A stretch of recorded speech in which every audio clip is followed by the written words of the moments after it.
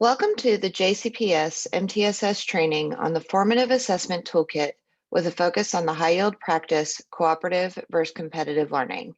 I'm Kelly Hagan, MTSS Engagement Resource Teacher with the Middle School Zone.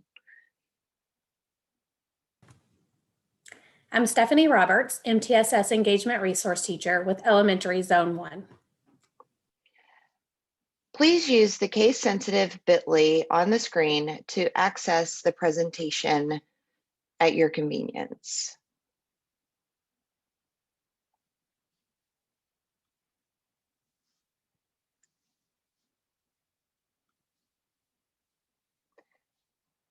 These are the components of MTSS, multi-tiered systems of support. As you can see, MTSS provides multiple levels of support for all learners and aligns resources and support with our district's 6 systems for students and for teachers who deliver and support instruction. MTSS addresses academic, social, emotional, and behavioral development. It focuses on overall school improvement that is sustainable. Let me start by showing you the components of our department. This concept map shows a visual of the departments within MTSS. The MTSS Academic Department provides teachers with Tier 2 and Tier 3 intervention and academic support. The director and point of contact for this department is Donna Lawson. The MTSS Behavior Department supports schools in implementing school-wide behavior systems and frameworks, including PBIS and restorative practices. The director and point of contact for this department is Sandra Hensel. The MTSS Re-Engagement Department supports students who are transitioning back to their home schools from schools like Minor Daniels Academy and Breckenridge Metropolitan. The director and point of contact for this department is Dr. Naomi Brahim. The goal of our department, the MTSS Engagement Department, is to increase student achievement by equipping teachers with high-yield pedagogical practices to maximize student engagement. The director and point of contact for our department is also Dr. Naomi Brahim. The overall goal of the MTSS Engagement Department is to equip teachers with high-yield pedagogical practices to maximize student engagement. By focusing on core Tier 1 instruction, we offer training, coaching, and modeling of research-based instructional practices to improve daily instruction.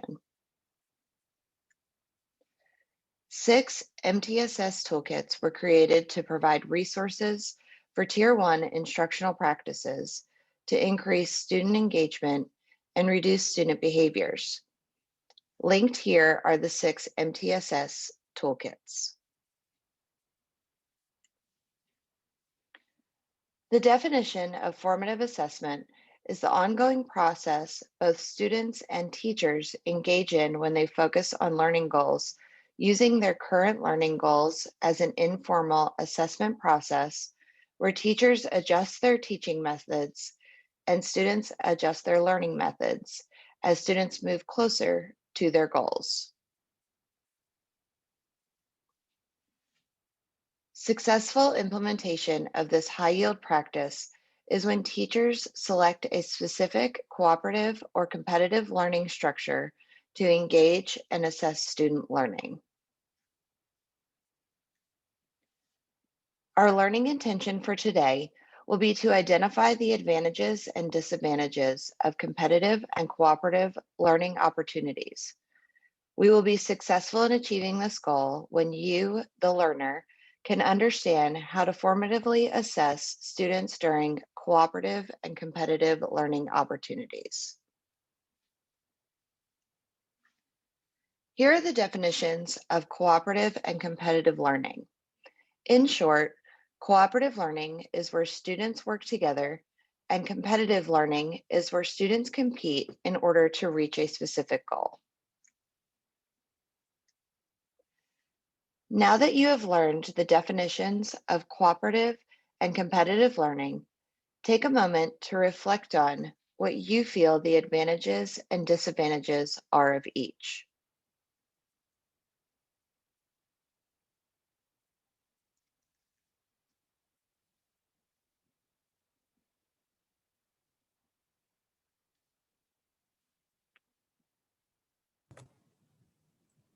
Let's take a look at the advantages of cooperative and competitive learning. A few highlighted advantages for cooperative learning are it develops group skills and the importance of teamwork. It furnishes multiple perspectives for problem solving and solution development, and offers practice to verbally explore and justify reasoning, which is always a tough skill for students. Consistently being able to practice the verbalization helps to then transform written explanations.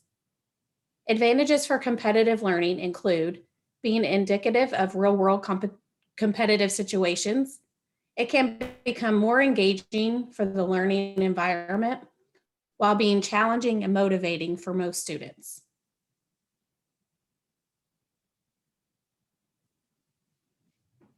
When looking at the disadvantages for cooperative learning, it can overwhelm lower achievers and also cause unequal distribution of the workload. For competitive learning, the disadvantages include potentially increasing anxiety for some. As opposed to getting positive adrenaline going, it can negatively impact self-esteem based on performance. However, many of these disadvantages for both types of learning can be overcome by making intentional groups and strategic tasks with roles or jobs for students.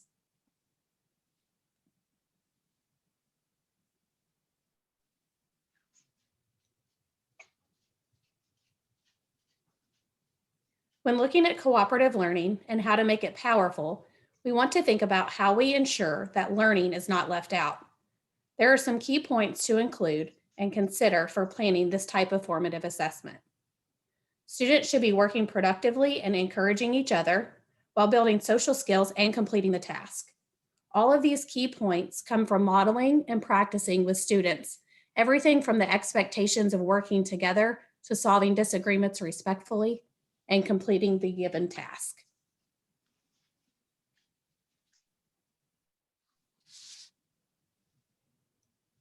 These 5 key practices can get the greatest benefit from cooperative learning, and it ensures that collaboration enhances that learning process.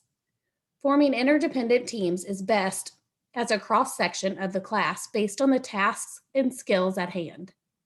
Setting team goals as the product to show the team has done a good job and each member is doing their part and their best is important when planning for the cooperative learning task or activity.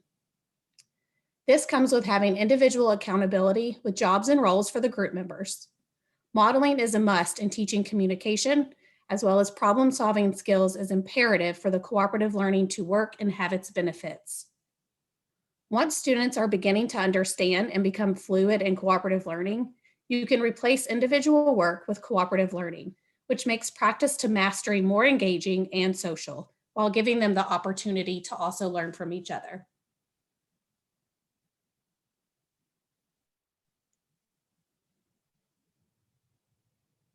The value of competitive learning is to think about how it can be used to enhance learning in a positive manner. Competitive learning is most productive among students with like abilities. It allows students to extend and maximize their potential, and it discourages complacency and motivates high-achieving students.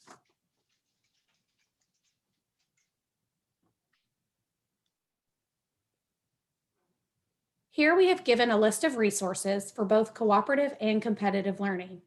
You can click on the links to find directions, videos, or graphic organizers to support each example.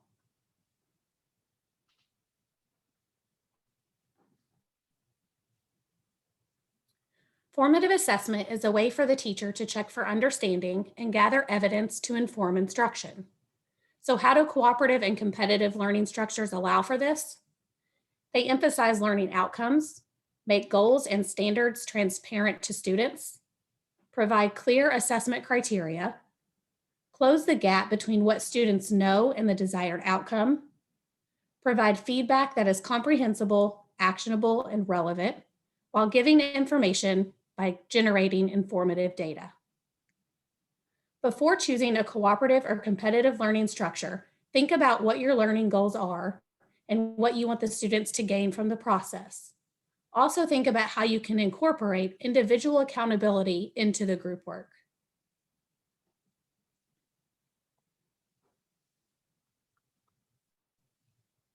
These are the considerations with both types of learning and formative assessment. They include focusing on one thing in particular. Any more than that can be overwhelming and unsuccessful in a group setting. Offer students the opportunity to assess their peers and themselves through rubrics. Formative assessment during these learning types offer the opportunity to assess students' interpersonal skills as well as academic skills. Heterogeneous and homogeneous grouping can give us different information about the students as well. Some questions to consider are: does the student thrive in cooperative or competitive learning settings? And how can I use this information going forward?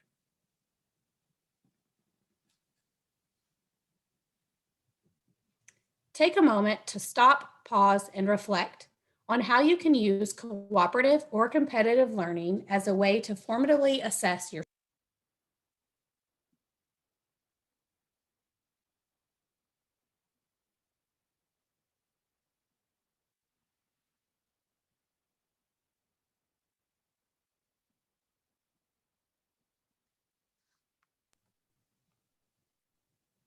In any classroom, the teacher should be aware of certain considerations regarding the environment or learning community that they are helping to create. Knowing the backgrounds or cultural norms for students within the classroom will lead to more engaging and effective instructional practice. You will want to use multiple approaches and options within your instruction to reach all types of learners and use meaningful and frequent assessments, including the two types we have discussed today.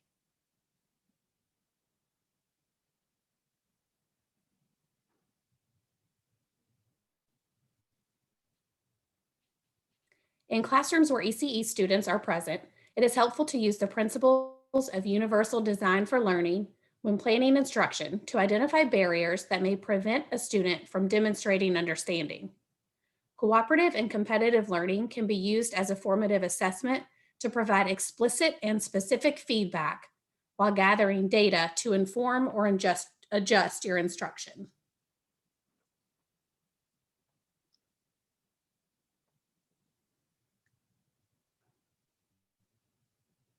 When considering deeper learning, use a variety of assessment modes, both formal and informal, including peer and self-assessment.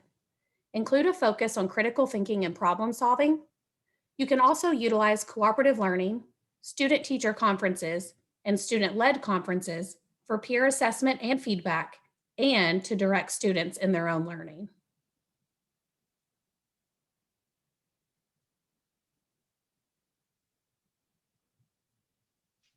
Please refer to this slide for references you may need or find helpful.